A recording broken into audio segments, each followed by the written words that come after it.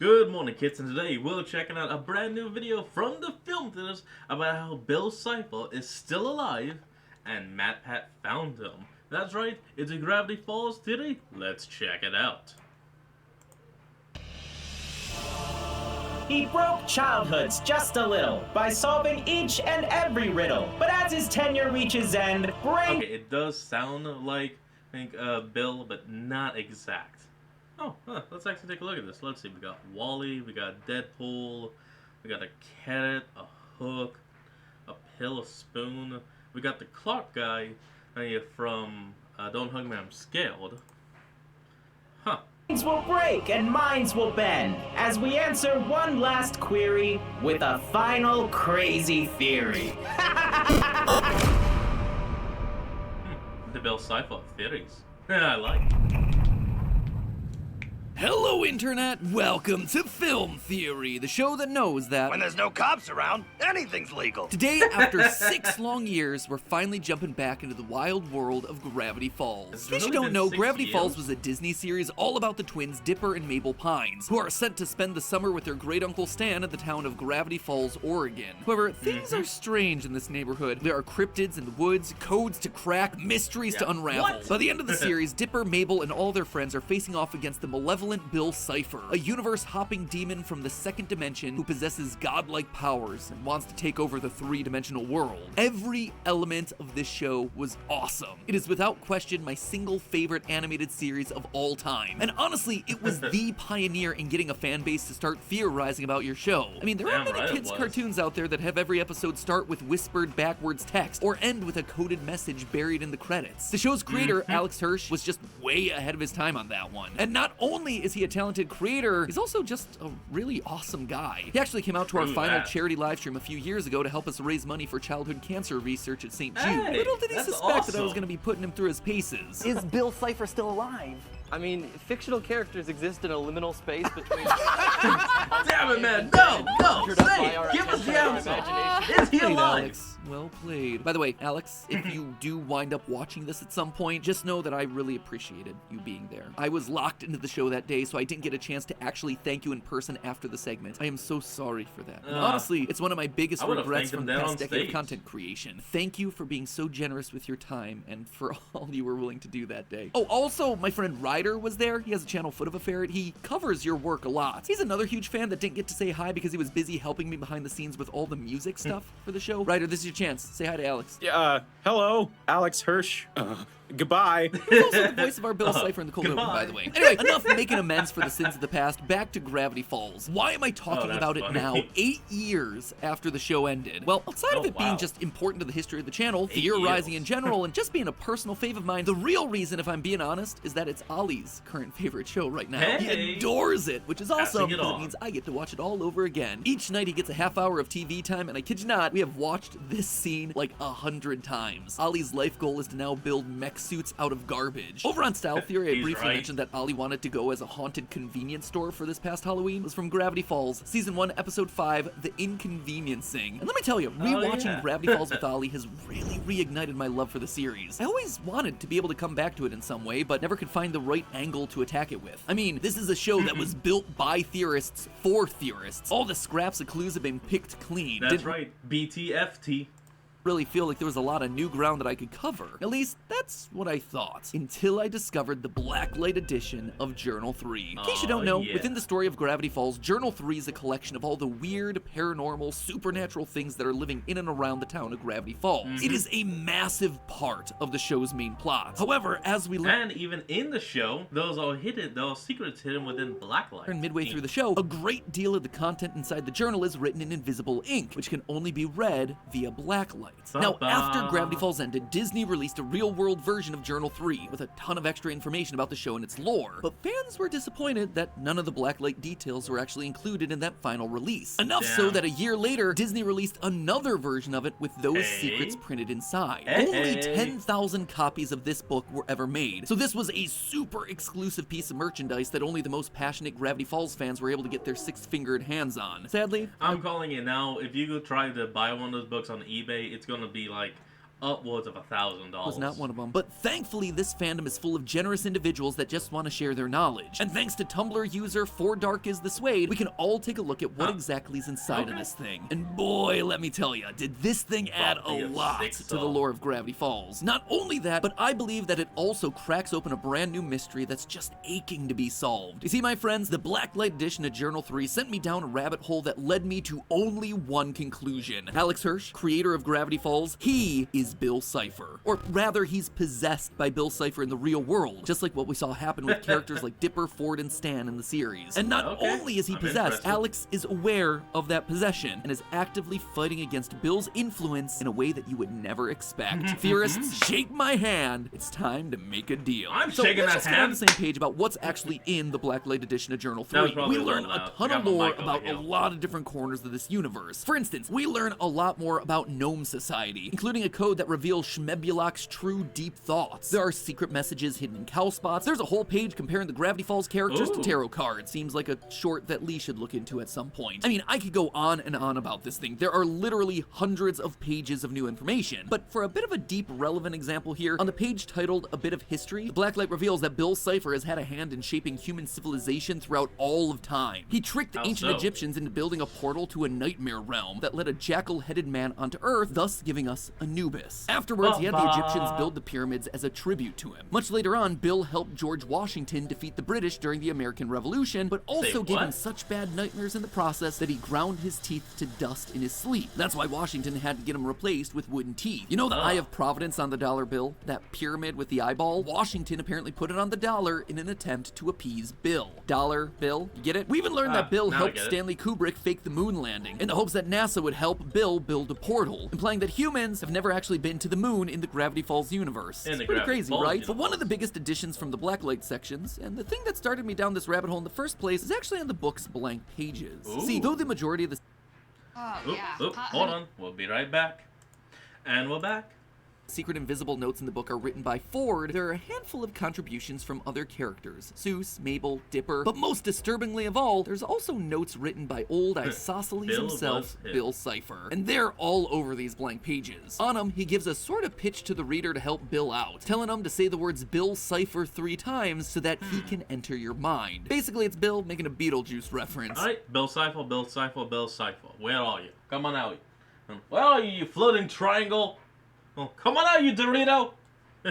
However, more interestingly, Bill subtly explains exactly how he's writing in this book. He says, quote, 6 fingers just conked out, and that means Captain Bill is steering the ship. And later again, Sixer's about to wake up, which means that Bill is able to puppeteer Ford's body while he's asleep. So what if he were actually able to do that with Alex Hirsch out here in the real world? Now, obviously, that would be a weird logical leap for me to make. Like, why would I assume that Bill's possessing the creator of the series? Well, despite the whole book being in-universe with Gravity Falls, there is one place where Alex Hirsch winds up writing as himself, the book's foreword, where he explains what exactly the book is, that there are only 10,000 copies, that it's the most show-accurate version of Journal 3, and explicitly telling readers about the Blacklight secrets. But the thing that really stuck out to me, if you lift up this picture of Hirsch on the page and shine a blacklight onto it, you get a little message from Bill himself. In fact, if you compare this to handwriting from Bill elsewhere in the book, it is exactly the same. Bill definitely wrote this, and he lets us know that Bill was here. And while you could assume that this is just him telling us that he's here in the journal writing notes, notice the placement of Bill's message. Bill's note isn't on the journal pages, like it will be throughout the rest of the journal. It is on the paper of Alex's note, the one he wrote the foreword on. What this proves is that Bill is alive and kicking and messing with Alex's stuff after Alex has written it. And the placement behind Alex's picture certainly seems like it's implying that he's here, as in here inside of Alex Hirsch's head. And the more I looked into it, the more I could tell that all of this was intentional. The finale of the show is broken up into a huge multi-part story arc called Weirdmageddon, where Bill takes over the town. For all of these episodes, the show's usual intro sequence is replaced with a new one starring Bill and all his monster friends. And would you know it, but in all of these intros, the title card that's supposed to read created by Alex Hirsch is actually replaced with created by Bill Cipher. We can also take a look at another Gravity Falls novel, the upcoming Book of Bill. Now, Now, I am really excited about this release. I was actually pretty sad that it wasn't coming out in time for me to cover on the channel, but hey, that gives Lee some to talk about when he takes over. Regardless, what's the deal with this book? Well, officially, Alex Hirsch is credited as the author, and that makes sense, right? He's the one who wrote it. But the whole gimmick of the book is that it's written in the voice and from the point of view of Bill Cipher himself. Now, you might think that this is just a simple case of writing in character, but if you go to the Book of Bill's official page on its publisher Penguin Random House's website, you'll find some clues suggesting that there might be something more here. The official author blurb describing Alex Hirsch reads as follows, quote, "Despite the rumors, he was not possessed by a demon while writing this book. We repeat, not demonically possessed." Seems like something sus that they're really trying to drive home. But again, it points out demonically. Bill technically is not a demon. And he may not be from this realm, but he's technically not classed as a demon. Just an interdimensional mind. Okay, no, demon is how we describe him, but he's not a demon. There. I don't know about you, but to me, the author doth protest too much, methinks. But perhaps the biggest clue of all of this is the fact that we've actually seen Alex Hirsch possessed by Bill already. All the way back in 2015, while Gravity Falls was still on the air, Hirsch was scheduled to do a Reddit Ask Me Anything. And yet, when he was asked about it on Twitter, Hirsch denied that he was doing anything. He made it very clear that he was meant to be asleep at the scheduled time. So when the time for the AMA rolled around, an AMA did happen, but it was with Bill Cipher. And at the end of the AMA, Bill outright confirms that he's taking control of Hirsch to do the AMA in the first place, using Hirsch's body to clickety-clack away at the keyboard while Hirsch slept, just like he did with Ford writing notes in the Blacklight Journal 3. Quote from the end of the AMA, "Well, looks like the kid's REM cycle is about to end, so I should make like a pine tree and burn to the ground." And if you think that Bill wouldn't want to materialize in our world, well, you'd be wrong. Bill's entire shtick is that he's tired of being two-dimensional. He says as much in Weirdmageddon Part 3. "You think those chains are tight? Imagine living in the second dimension. Flat minds in a flat world with flat dreams." And the first thing he does in Weirdmageddon once he escapes his two-dimensional prison is take a three-dimensional physical form, basically showing off just how many different surfaces he can have. Oh, it's happening! It's finally happening! Physical form? Don't mind if I do! What do you think Bill would do if he ever realized that Gravity Falls was, in fact, a two-dimensional world? A cartoon created by real people who live in a three-dimensional space. He'd probably want to get to that world and take that one over, which is exactly what we see him doing through Alex. But before we dive further into the Bill Cipher conspiracy, I want to take a minute to thank the sponsor of today's video, Rocket Money. True story. This is where we're going to take a cut.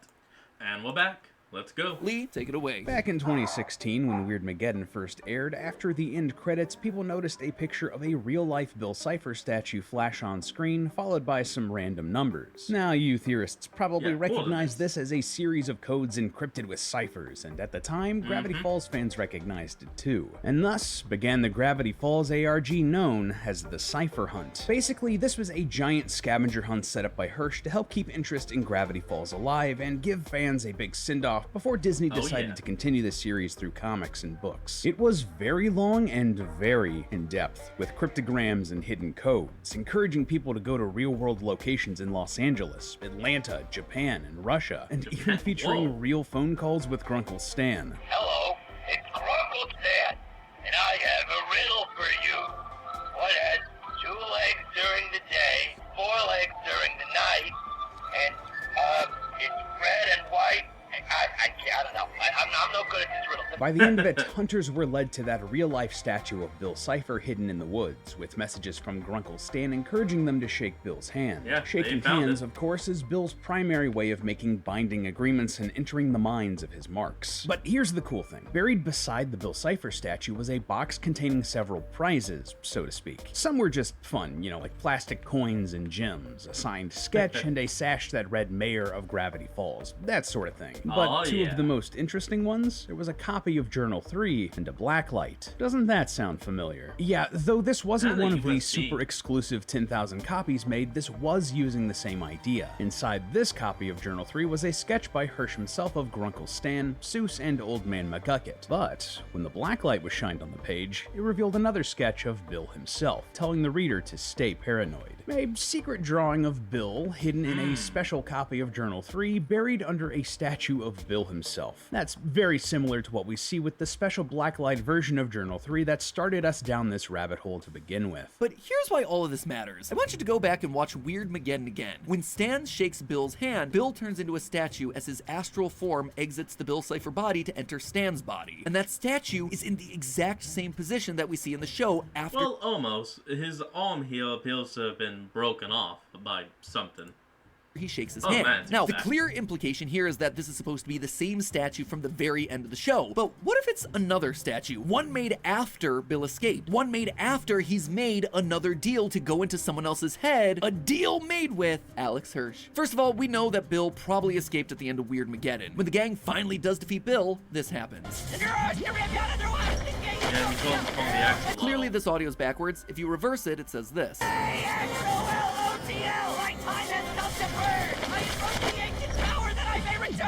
He's making a deal with the all-powerful Axolotl to be able to come back in some other dimension. And we know that he's likely popping around other universes now, since he's visible in other franchises like Rick and Morty, Big City Greens, The Owl House, DuckTales, even The Simpsons. Buy crypto, suckers! And that's canon, by the way, as confirmed by Alex Hirsch himself via our live stream. Is Bill Cipher now officially connected into the Simpsons canon because he appeared in one of the Simpsons intros recently, yes? Yeah, I can confirm that. Bill Cipher is Simpsons canon. So what's to stop him from hopping on over to our universe at this point? And if there's a Bill Cipher statue here now in our world, then that likely means that someone else must have shaken Bill's hand to have him end up here. Someone who isn't a fictional character in our universe. Someone real. Someone like Alex Hirsch. So all of this really makes for a fun meta storyline for the Gravity Falls fandom. Bill Cipher was always a character who could pop between universes, and so it's fun to imagine that our universe might be one that he jumps into. But why should we care about this? So what if Bill is taking control of dear old Alex Hirsch's head? Well, for one, it means that you should really be careful the next time you shake Alex's hand at a meet and greet. But more importantly, it shows that the battle against Bill, it ain't done. In fact, I think the battle's been ongoing without any of us even realizing it. The reason we haven't all been doomed by a new pyramid-shaped overlord taking over our sad reality, just like Dipper, Ford, and... Hold on, everyone. I'll be right back. And we're back. Let's finish this. Stan, Alex Hirsch ain't letting Bill win without a fight. In fact, he's doing his best to banish Bill forever. And not using a memory gun. No, he's using his own career. But to understand how, we first have to talk about what was probably the single biggest mystery of this entire show, the Bill Cipher Zodiac. Watching the series, this thing was everywhere. It is teased in literally every episode. By the end of the series, they've set this thing up as a prophecy explaining the one true way to banish Bill Cipher once and for all. It is by fulfilling the symbols all around this Zodiac. Each symbol aligns with a certain character, 10 in total, and they have to team up to defeat Bill once and for all during Weird Mageddon. And yet in the end, this Zodiac, it doesn't pay off. After all the buildup and the teases, the Zodiac doesn't actually work because Ford and Stan refuse to hold hands. Stanley, get over here. You're the only one left. Between me and him, I'm not always the bad twin. Between him and me. Grammar, Stanley. Oh, Grammar Stanley, you! So basically, Alex Hirsch creates this huge thing, sets up this massive Chekhov's gun, and it never gets used. I mean,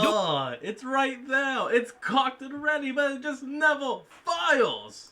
Don't get me wrong, I love the way that this show ends, but it always felt odd to me that this Zodiac just wound up being a massive misdirect. Now though, I think I finally understand. While I was putting together this episode, I began to realize more and more that these symbols looked familiar. Not because they were in Gravity Falls, but because they correspond with other projects that Alex Hirsch has worked on over the years. The six-fingered handprint, it's obviously referencing Gravity Falls itself, but the shooting star, for instance, well, that lines up perfectly with Kid Cosmic, a show about a kid who gets superpowers from cosmic stones. Oh, wait, he made that? Oh, shit. I actually like that. I've been meaning to watch that. I got that damn hillbilly setting up that defense or signal thing playing in my brain constantly. Power crash landing near his house. Hirsch worked as a writer on 2 of the stories for that series. The question mark? Well, that could point to a few of Hirsch's projects, but the one that it most perfectly slots in with is the conspiracy comedy show Inside Job. He made Inside Job? Damn! I actually love that show. When's season 3 coming out, Alex? When is season 3 coming out?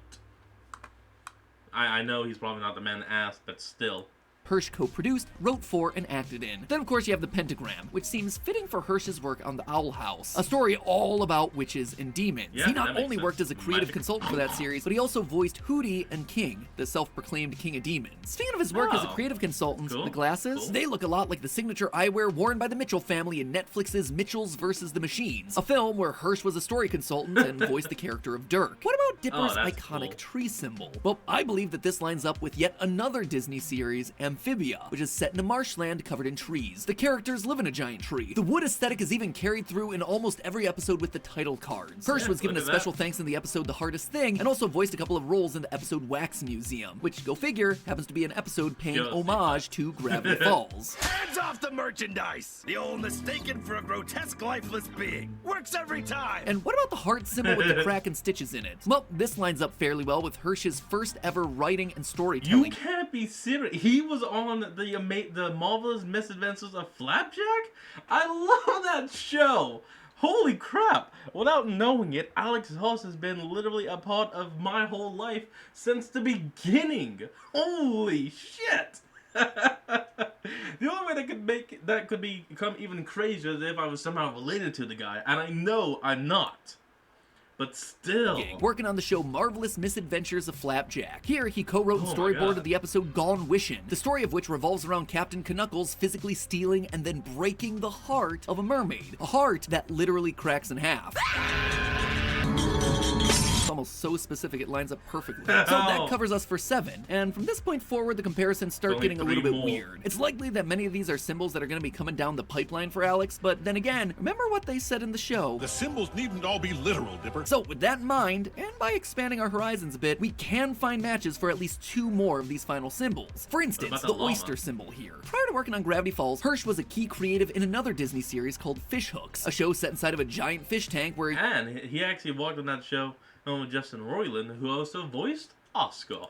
You'd presumably be able to find similarly shaped shells. As far as the ice, if we really wanted to stretch things here, the ice cubes could represent the Super Mario Bros. Movie, on which Hirsch is given a special thanks. There were rumors that Hirsch was originally attached to write and direct the whole thing before departing due to creative differences. Regardless, the Mario movie, of course, opens in the icy Snow Kingdom, where Bowser defeats an army of penguins and steals a superstar. Like I said, that is a pretty big reach. It could also be that that one just hasn't happened yet in Hirsch's career. And finally, there's the llama. That one is weird and oddly specific, and again, I haven't found a strong match for it, but I will say that I expect the llama to be representative of the last project on this Alex Hirsch Zodiac, since Pacifica is the last one to join the Zodiac in Gravity Falls. And once those final projects hit, Hirsch will have done what he set out to do from the start of his career, and Bill Cipher will be banished once and for all. Now, just between you and me, I recognize this is completely fictional. Is Alex Hirsch actually battling an interdimensional pyramid demon with cartoons he's making in the Hollywood studio system? No, obviously not. But I can confidently say that Alex Hirsch, he is absolutely the sort of person who would seed this idea into his works, no matter how absurd or esoteric it might be. Gravity Falls first premiered in 2012, right around the time that I started making theorist content here on YouTube in 2011. And I can tell you, at the time, theorizing, it just wasn't really a genre of entertainment. Sure, there were some fans out there who got really passionate about the niche interests that they loved, but as a wide-reaching pop cultural trend, no.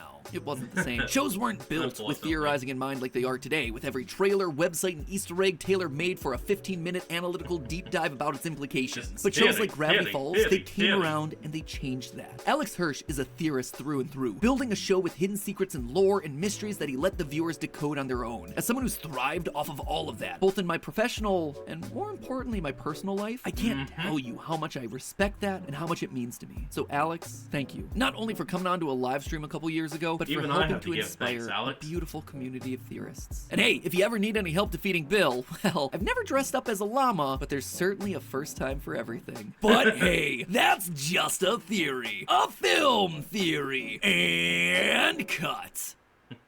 And hey, if you... Well everyone, that's going to be the end of today's video. I hope you all enjoyed this. Remember to like, comment, and subscribe for more. Link to the original will be in the description below, and I'll see all you folks next time when we flick on. Peace out.